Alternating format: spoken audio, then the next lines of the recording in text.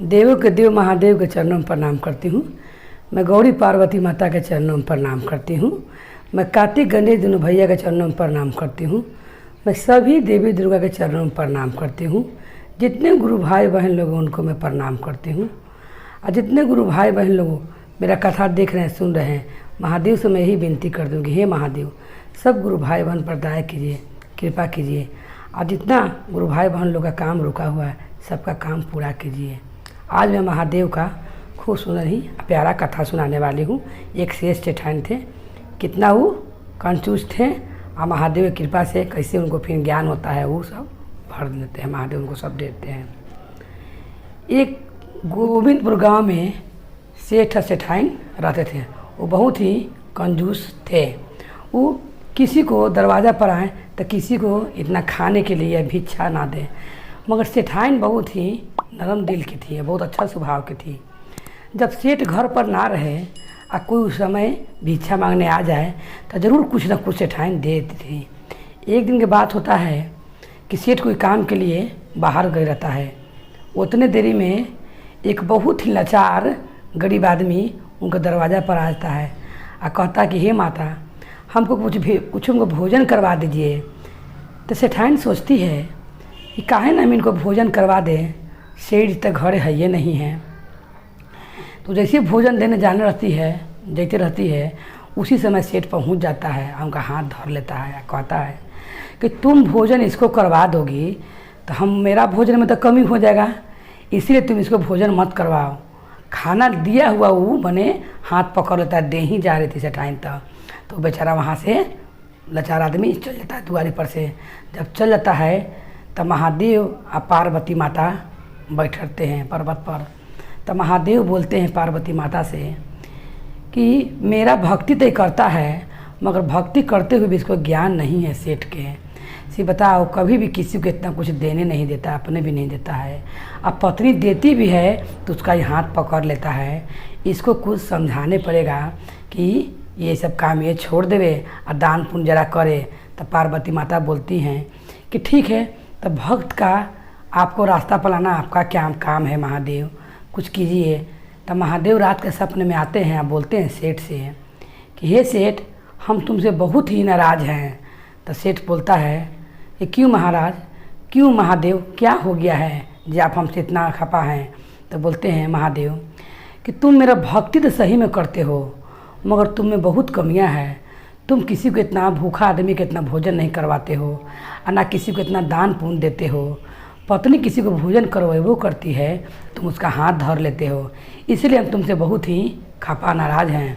तो बोलता है सेठ कि आज से आप जो कहिएगा महादेव हम वही करेंगे, हमसे गलती हो गया, आप बताइए हम क्या करें महादेव। तो महादेव बोलते हैं कि तुम दान पुण्य करो और एक ब्राह्मण पति पत्नी को तुम भोजन करवाओ, तब तुम्हारा जितना दिन पाप किया है सब कट जाएगा। तो सेठ बोलता है कि ठीक है। और महादेव वहाँ से सपना दिखा के अंतर ध्यान हो जाते हैं। जब अंतर ध्यान हो जाते हैं तो सवेरे उठता सेठ अपना पत्नी से बोलता है कि हम रात के बहुत ही विचलित सपना देखे हैं, हमको वैसा ही करना है। और सवेरे में वो जितना गरीब आदमी उनको दरवाज़ा पर आता है भिक्षा उच्छा मांगने के लिए, उस सबको देने लगते हैं, अपना घर से दान पुण्य करने लगते हैं। मगर ब्राह्मण और उनकी पत्नी को खोज में निकल जाते हैं, क्योंकि महादेव बोले रहते हैं कि इनको भोजन तुमको करवाना है, पति पत्नी का ब्राह्मण का। तो खोज में निकल जाते हैं मगर कहूँ भी ब्राह्मण उनका पत्नी नहीं मिलती है को भोजन कराएं।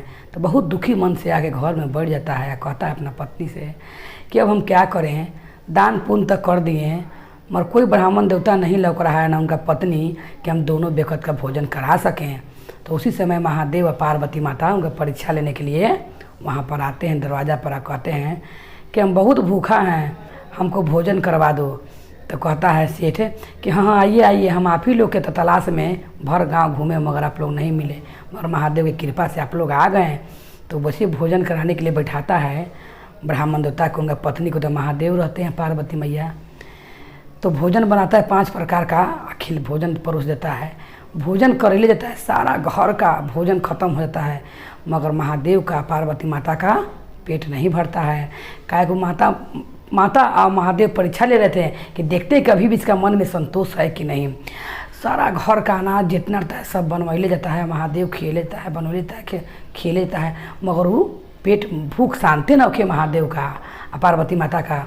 तब कहता है, उनकी पत्नी बोलती है सेठाइन कि अब क्या करें, अब कहाँ से अनाज लाएं हम, ये बताइए। अब तक कुछ भी घर में नहीं है कि ब्राह्मण देवता को उनका पत्नी का भोजन करा सकें। तो बोलते हैं सेठ है कि अब जौन करेंगे महादेव ही पार्वती माता करेंगे, अब तक कुछ नहीं है घर में।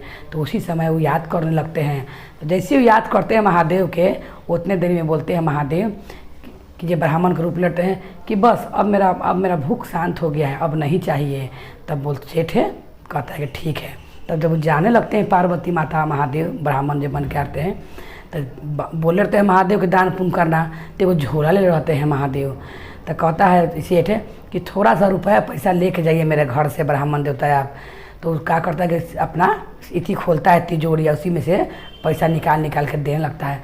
वो कितनों सामान इतना पैसा डल ले जाए झोला में, झोला भरबे ना करे। महादेव का लीला था, झोला भरबे ना करे। धीरे धीरे वो सारा अपना तिजोरी का पैसा गहना गुड़िया सब महादेव के झोला में डाल देता है, मगर वो झोला नहीं भरता है। जब नहीं भरता तो घर के जितना चीज़ सामान रहता है वो भी उठा के झोला में डालने लगता है सेठ, तो अब वो झोला नहीं भरता है। तब कहती उनकी पत्नी कि अब क्या किया जाए, अब बताइए सारा घर का सामान ही झोला में रख दिए, मगर झोला भर ही नहीं रहा है, पैसा से गहना ले सब भर दिए, अब ब्राह्मण देवता के कहा दिया जाए।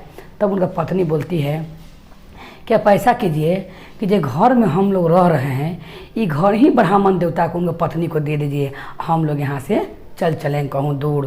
तब बोलते हैं ब्राह्मण देवता के सेठ है कि हे ब्राह्मण देवता, हम तो आपका झोला नहीं भर सकें, आप ऐसा कीजिए कि आप मेरा घर ही ले लीजिए, हम लोग यहाँ से जा रहे हैं, आप मेरा घर में सुखी पूर्वक ज़िंदगी बिताइए आप लोग दोनों पत्नी पति।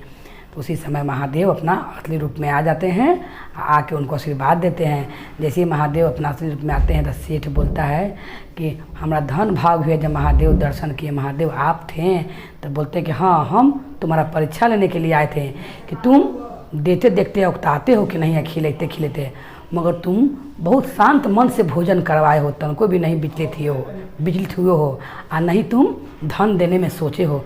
सारा गहना और रुपया तुम मेरा झोला में डाल दिए, तभी तुम नहीं सोचे हो, और सारा घर के सामान भी रहता है। तो महादेव की कृपा से क्या होता है, महादेव सर के आशीर्वाद देते हैं कि तुम सदा ही भरा पूरा रहो और तुम्हारा ज़िंदगी सुखी पूर्वक बीते।